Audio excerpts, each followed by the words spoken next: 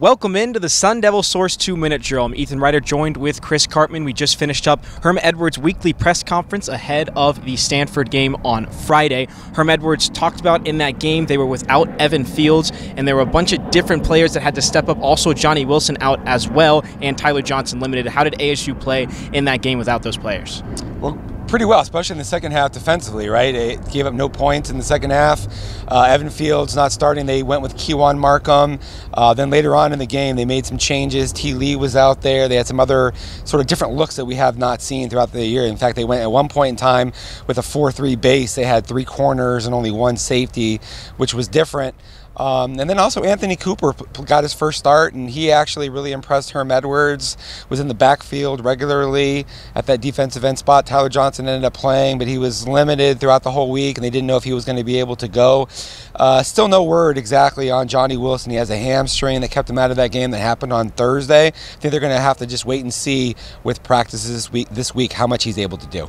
And now, after beating a number 20 UCLA on the road, they now come back home, and it's a quick turnaround on a Friday. What did Herm Edwards talk about in terms of being a quick turnaround and just being focused for another game? Well, he reiterated the same thing that he said before UCLA, which is if you win that game, then your next game becomes equally magnified and has the same sort of importance in the Pac-12 South race, right? They're now 7 games in a row scheduled through Utah for night games, 7 o'clock or later. And what that does is they got back from the UCLA, the airport, at around 3 o'clock in the morning. Herm Edwards said he was already watching Stanford on the plane because the game's on Friday. Meanwhile, Stanford had an earlier game on Saturday, so it had more prep time getting ready for ASU, but they're not using that as an excuse. Herm Edwards wanted to make it clear, you have to focus on the task at hand, not worry about the things you can't control. And all year there's been talks about ASU's passing game. Against UCLA, it really came alive with a lot of deep balls, coupled to Ricky Pearsall.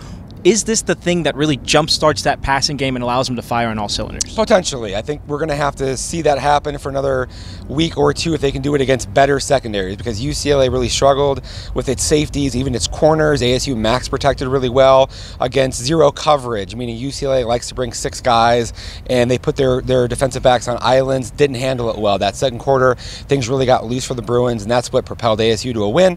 But that is the thing that Jaden Daniels may be able to utilize, because he was making checks at the line of scrimmage to get into those shot play opportunities. Herm Edwards said that Daniels was really dialed in for that game, and so maybe that, coupled with Ricky Pearsall moving around positionally with not having Johnny Wilson and ASU's offensive line protecting the way that it did, can move them forward in a way that helps unlock more of that in the future.